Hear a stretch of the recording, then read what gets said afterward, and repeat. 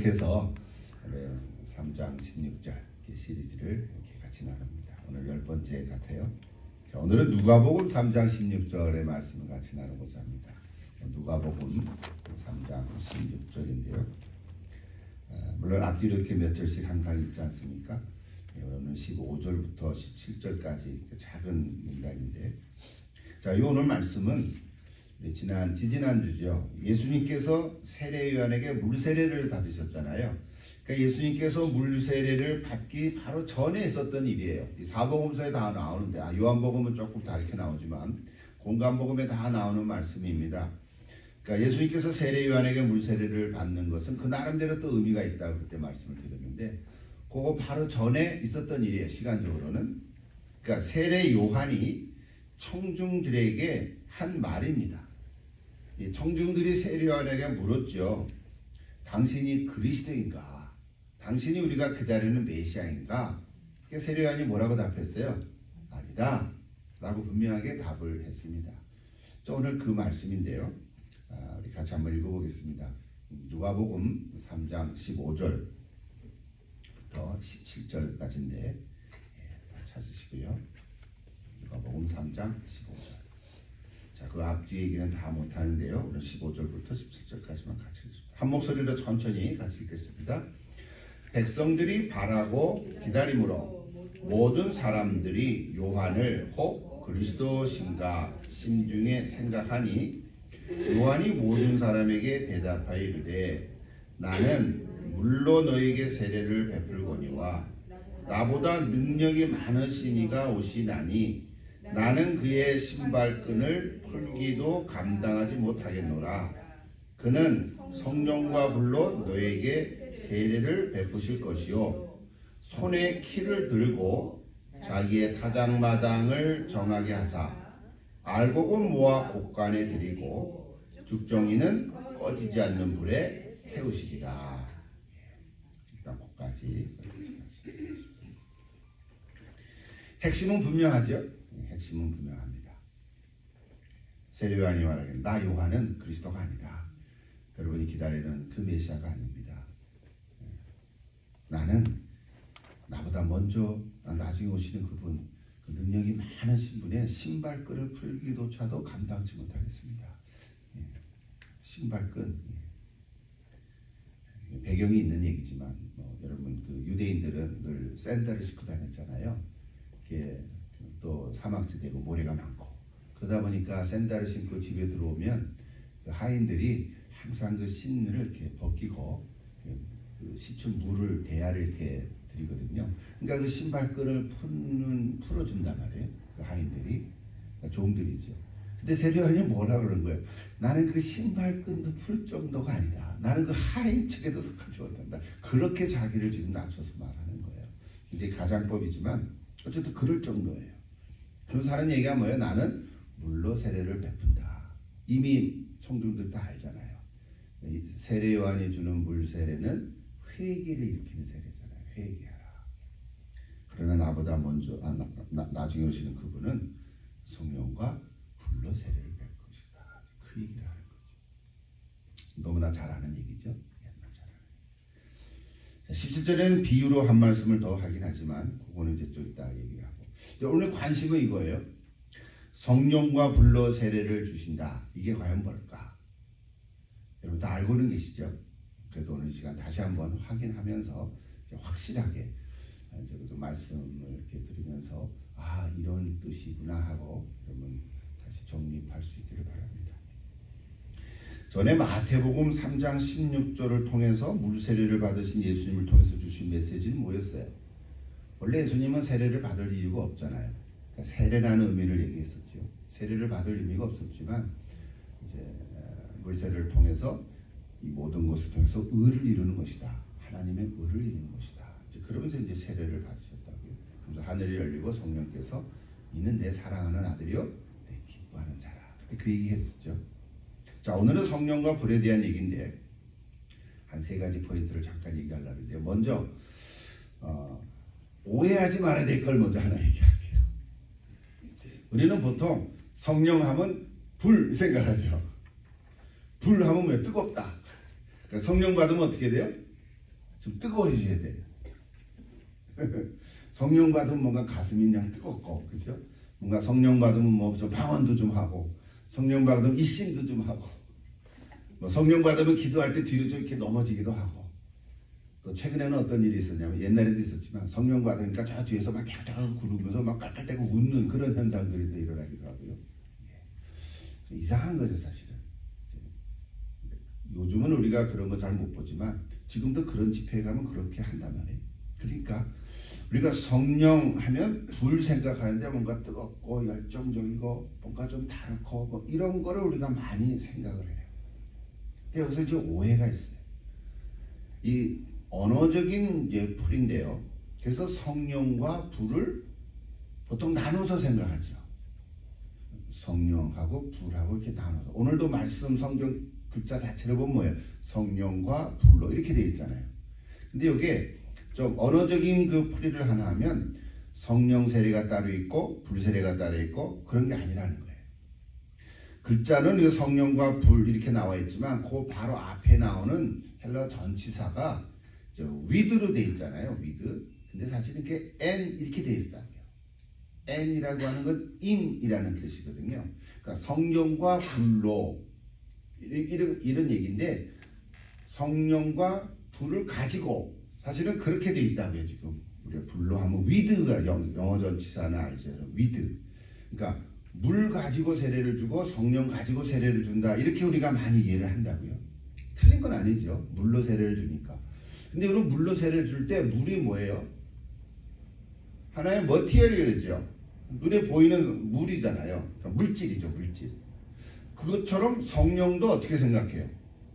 하나의 물질 개념으로 생각하고 싶은 거야. 성령을 가지고 준다니까. 물 가지고 세례를 주잖아요. 실제로는 물로 세례를 베풀잖아요. 이렇게 떠가지고 성부와 성자와 성령 이렇게 물 세례를 주니까 마치 성령도 성령 가지고 세례를 주니까 성령도 뭔가 이렇게 보이지는 않지만 어떤 물질 개념처럼 내가 줄 수 있는 것처럼 내가 소유하는 그 무엇인 것처럼 그러니까 성령을 가지고 이런 뜻이 돼버렸거든요. 제가 너무 깊이 생각하나요? 나는 그런 생각 없는데 그냥 성령과 불로 이제 이런 생각을 하겠지만 영어로 보면 with로 되어 있단 말이에요. 성령과 불로. 그러니까 우리나라만 성령과 불로. 그런데 원래는 and로 되어 있단 말이에요. 그러니까 성령과 불 안에서. 근데 사실 또 우리가 그렇게는 또 말 안 해요. 그죠? 성령 안에서 또는 물 안에서. 이게 복잡해지지만 요거 마무리를 잘 해볼게요. 그러니까 in으로 되어 있다는 거는 혹시 여러분 성경 중에 영어 성경이 옆에 있으면 영어 성경 요거 옆에 with로 돼 있어요. 우리나라 말에 성령과 불로 할 때 영어 이렇게 옆에 있으면 with에다가 조그만 1번 이렇게 해가지고 밑에 관주같이 뭐라 되면 어떤 사역에는 in으로 돼 있다. or in 이렇게 돼 있단 말이에요. 그러니까 이게 근거 없는 얘기가 아닌 거예요. 사실은. 근데 우리는 그냥 성령과 불로 이렇게 늘 많이 말해왔죠. 그러니까 틀렸다고 말하는 게 아니라 생각을 해보라는 거죠. 성령과 불로 그 말의 의미는 성령과 물 안에서 라고 하는 의미가 있다는 거죠. 그래서 제가 이 말씀 준비하다가 여러분 우리는 다 물로 세례 받았죠. 그런데 어떻게 보면 침례가 더 정확할 수도 있어요. 침례는 어떻게 받습니까? 아예 물속에 풍덩 들어가잖아. 그러니까 물속에 들어가서 침례를 받는다는 거는 물로 줄 필요가 없잖아요. 이미 물속에 들어가 있는데 뭐 물로 뭘 어떻게 더 줘? 이해가 되세요? 그 하나의 그 그림이 그죠? 물로 이렇게 뭐 조금 떠가지고 주는 뭐 옛날에는 뭐 한번 이렇게 찍고 말았잖아요. 그러니까 물로 세례를 준다는 말에 물 가지고라는 의미보다 물 안에서 이 말도 의미가 있다는 거죠. 그러니까 아예 물속에 들어가는 거죠. 물속에 들어가서 그러면 세례를 받는다는 개념이 없어지잖아요. 마찬가지로 성령 안에서 세례를 받는 거죠. 자, 그 말은 이제까지 우리가 많이 갖고 있는 이 성령 세례라는 그 말에 대해서 오해하지 말라고 제가 말을 드리는 겁니다. 말씀을. 그러니까 세례라고 하는 말 자체가 어떤 특별한 게 아니라 물 안에서든지 물로 세례를 주든지 세례요한이 사실은 요단 강에서 좀 이렇게 그러다가 나오잖아요.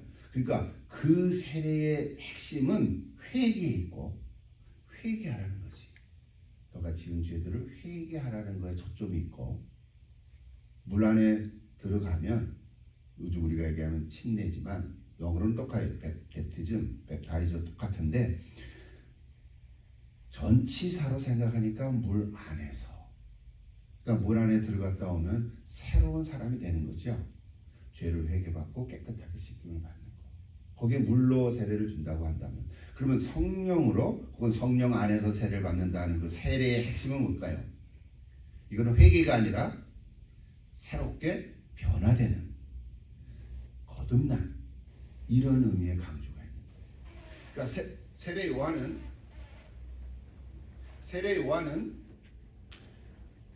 회개를 일으키는 세례를 줬다면 예수님은 새롭게 하는 거듭남의 의미의 세례를 주는 거죠. 이게 큰 의미의 얘기예요. 똑같은 세례라는 단어를 썼지만 그냥 물 세례, 성령 세례 그냥 아무 생각 없이 그냥 막 쓰는 개념보다는 오늘 특별히 이 말씀이 나왔으니까 누가복음 3장 16절 통해서 우리가 이 부분을 다시 한번 잘 정립할 수 있으면 참 좋을 것 같아요. 좀 이해가 되시죠? 성령 안에서 그렇게 말해도 되고 성령으로 한다 그래도 성령을 가지고 오라 그래서 성령의 어떤 물질적인 개념이 있는 게 아니라는 거죠. 성령 안에서 세례를 받는다는 것은 내가 이제 새롭게 되는 새로운 피조물로 거듭나는 것에 핵심이 있는 거예요. 물 세례는 물로 세례를 주든지 물 안에서 세례를 받든지 회개하고 죄를 씻기는 것에 대한 핵심이 있는 거예요. 두 가지 정리가 됐죠. 한 가지 더.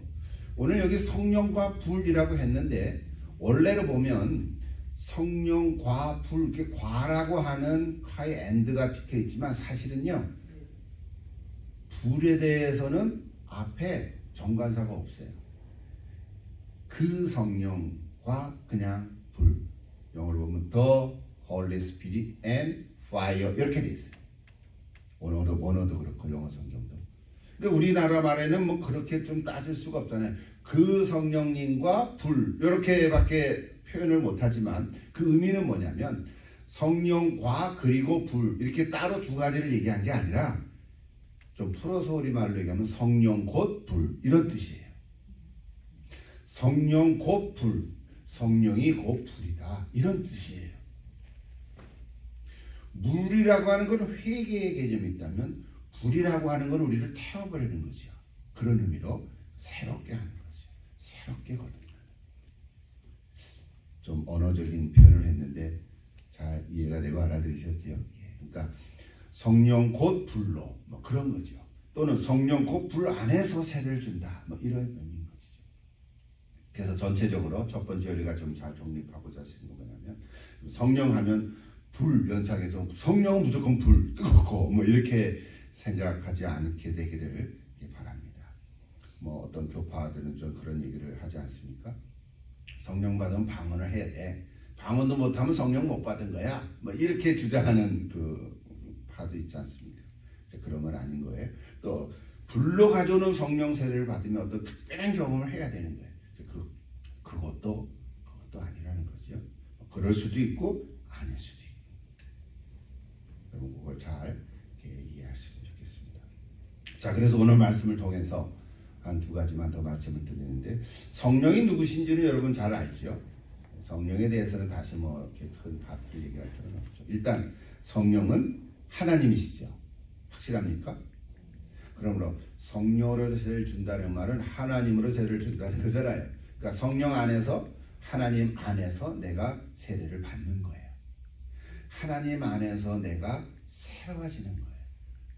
하나님, 그러니까 성령 하나님 안에서 내가 거듭나는 체험을 하는 것이 바로 예수님이 우리에게 주시는 성령 세례, 즉 불로 세례를 받는 그런 의미라고 생각하면 될 것 같아요. 뭐 성령님은 삼위일체 하나님 한 분이시잖아요. 또 성령님은 항상 독자적으로 사역하지 아니하고 항상 그리스도와 함께 하셨어요. 성령님은 독자적으로 뭐 이상한 일을 하시는 게 아니에요. 항상 그리스도와 함께 말씀을 따라서 역사하세요. 그리고 이제는 성령님 우리 신자들 심령 속에 거하시잖아요. 그러므로 우리들 심령 속에 거하시는 성령님은 최고의 인격자세요. 성령은 인격이 아니라 신격이죠, 사실은. 성령은 하나님이시니까. 그러나 우리 속에 거하시는 성령님은 우리를 너무나 잘 알고 마치 인격처럼 우리를 대해주시죠. 그래서 강압적으로 막 코 꽉 깨가지고 질질 끌어가시는 분이 아니라 항상 우리에게 이렇게 너 이렇게 해야 되지 않겠냐? 음성을 들려주시고, 우리가 거절하면 또 가만히 있다가 또 말씀을 주시고 또 말씀을 주시고 그렇게 하시죠. 여러분 한번 생각해 보십시오. 내가 처음에 거절했는데 가만히 있어요. 그러다가 한 시간이나 또 말씀하세요. 아 뭐야? 여러분 하루가 24시간인데 잠자는 거 빼놓고 하루에 한 10번씩 성령이 계속 얘기하면 귀찮아서도 알겠습니다. 따라하겠습니다. 그러지 않겠습니까? 그렇죠? 마치 그렇게 연상을 하면 우리 속에 있는 성령님은 막 강압적으로 하시진 않지만 툭툭 건드려 이렇게 툭툭. 그래서 제가 옛날에 우리 아이들한테 우산꼭지라고 별명을 받았는데 한번 잊어먹었다 하면 또 툭 찔러주고 여러분 이렇게 성령님은 우리에게 늘 이렇게 말씀을 해주시는 분이세요. 인격자시라는 거예요. 보혜사시죠. 성령은 누구 없다가 우리 사람을 구원하시고 구원의 길로 인도하시고 이미 구원받은 사람들은 말씀으로 격려해 주시고 또 새롭게 하시고 또 순종할 수 있도록 영적인 힘과 분별력을 주셔서 결국에는 이 땅에서 하나님 나라를 이루며 살아갈 수 있도록 우리를 이렇게 역사해 주십니다. 여러분 성령님에 대한 관심을 늘 많이 가지고 가십시오. 평소에도 성령에 대해서 관심을 갖고 말씀도 읽고 관계된 책도 읽으면 더 좋고요. 그래서 하여튼 성령으로 살아가는 이 시대니까 여러분 성부, 성자, 성령 하나님 삼위일체 하나님을 잘 이해하면 좋을 것 같습니다. 두 번째는 아까 세례라는 단어에 대해서 이미 언급을 했는데요. 성령 세례 받은 것을 특별한 체험이라고 하지 않고 우리는 아까 이미 얘기했지만 성령의 임재 이렇게 이해를 하면 더 좋을 것 같습니다. 이것이 우리 개혁신학의 어떤 건전한 신학적인 입장이죠. 그리고 잘 이해하면 좋겠고요. 그래서 어떤 분은 예수 믿고 불세례 받았는데 그 다음에는 성령세를 또 받아야 돼 이렇게 얘기를 하는 사람이 있어요. 이해할 수 있죠, 그죠? 물세례만 받고 그냥 신앙생활을 제대로 안 하고 그냥 마치 속된 말로 날라리 같이 하고 이런 사람에게 성령을 더 받아야 돼. 성령의 세례를 더 받아야 돼. 이렇게 우리가 권면하고 주장하는 경우도 있거든요. 근데 그렇게만 얘기하면 오해가 생기잖아요. 이미 예수 믿는다는 건 성령을 받은 거잖아요. 예수를 믿는다는 건 성령의 임재가 있었단 말이에요. 성령이 아니고서는 내가 예수를 주로 고백할 수 없다고 했잖아요. 앞뒤가 맞으면 논리적으로. 그렇다면 이미 예수를 믿는다는 것은 성령의 임재가 있는 거예요. 내가 그렇게 살아가지 못하는 것은 있다 하더라도 그러면 예수 믿은 것은 믿었는데 성령도 받아야 돼. 이거를 분리하게 되면 오해가 생긴단 말이에요. 전체적인 영적인 원리 속에서 그렇게 얘기하는 어떤 주장들이 있단 말이에요. 그러니까 여기에 빠지지 않게 하기 위해서 우리는 어떻게 얘기를 하냐면 우리 건전한 신앙의 방향이 이런 거죠. 우리는 물론 두 단계의 신앙의 어떤 어떤 영적인 그 단계가 있을 수는 있다. 그거를 물로 세례받고 성령 세례받는 걸로 말하지 아니하고 내가 예수 믿는다는 것 자체는 성령을 임재 경험한 거예요. 그럼 어떻게 우리가 두 개로 얘기하냐면 이렇게 얘기했죠. 전에도 여러 번 얘기했죠. 예수님을 구세주로만 믿는가? 나의 주님으로만 믿는가? 요 단계로 생각하면 훨씬 구약과 신약 전체를 통해서 이 원리가 다 이렇게 완전히 돼요. 다 연결이 돼요. 내가 예수님을 구세주로만 믿는 사람은 나를 구원해 주신 분이야. 예수 믿는 거죠. 확실히. 그렇죠? 신앙생활 해가요. 그런데 그분에게는 뭐가 부족해요? 예수님이 나의 주인인 것을 고백 못하는 거지. 여전히 예수님은 나의 구세주만 되는 거예요. 구원자야. 나를 구원해 주셔서 감사해. 그리고는 내 맘대로 살아가는 거잖아요. 여전히 크리스찬이죠. 그래서 이분에게 필요한 건 뭐냐면 너의 주인은 네가 아니라 예수님이야. 요 단계가 필요한 거죠. 근데 우리는 요 단계를 성령을 받아야 돼 라고 말하는 거죠. 예수 믿었다는 이미 성령을 받았잖아요. 그러니까 그 하나의 현상을 성령을 또 받아라 이렇게 말하는 것보다는 예수님이 너의 주인이야. 로드십이야. 로드십에 대한 주제를 얘기하게 되면 걸리지 아니하고 구약부터 신약의 전체 원리 속에서 벗어나지 아니하고 내가 더 성숙한 신앙으로 나아갈 수 있다는 거죠. 그런 의미에서 우리가 세례라는 단어를 사용하면 좋겠다 하는 것이죠. 그러니까 우리에게 질문하는 거죠. 여러분은 예수님이 구세주입니까? 아니면 주님이십니까? 이렇게 다 답 얘기를 했으니까 답은 뭐라고 해야 돼요? 주님도 되십니다. 이래야 되겠죠. 그죠? Savior and Lord 이렇게 얘기하는 거죠. 예, 그러니까 예수님이 처음에 초신자들 처음에 예수 믿은 사람들은 어떻게 돼요? 구세주로만 믿는 거지. 그러다가 신앙생활 하다가 이게 아니네. 예수님이 나의 전부네. 이렇게 하게 되는 거 아니에요? 이렇게 성숙해 가는 거죠. 아니면 첫 번부터 아예 헷가닥 해가지고 구세주고 뭐고 없이 몽땅 예수님이야. 이런 사람도 있는 거죠. 그러니까 동시적으로 체험하는 분도 계시고 이거는 급격한 어떤 간증 같은 그런 분들이 있는 거죠. 바울이나 디모데는 좀 차이가 있지 않겠습니까? 그래서 그런 의미로 우리가 이 두 가지를 이해를 하면 좋겠다 하는 거죠. 마지막으로 한 가지 더 언급하면 좋겠는데요. 불이라는 단어 아까 얘기했습니다만 17절 한번 같이 읽어보십니다. 17절 뭐라고 되어 있나요? 손에 키를 들고 자기의 타작마당을 정하게 하사 알곡은 모아 곳간에 들이고 쭉정이는 꺼지지 않는 불에 태우시리라 그랬어요. 이거는 비유죠. 비유로 한 말인데 심판에 대한 얘기죠. 뭐 알곡과 쭉정이 이런 얘기 많이 하잖아요. 여러분 알곡입니까? 여러분 쭉정입니까? 그러면 어떻게 돼요? 아주 부담이 되죠? 알곡입니다. 오케이, 아멘. 그렇죠. 알곡과 쭉정의 차이가 분명히 있어요. 예. 여러분 키즈를 해본 적이 있습니까?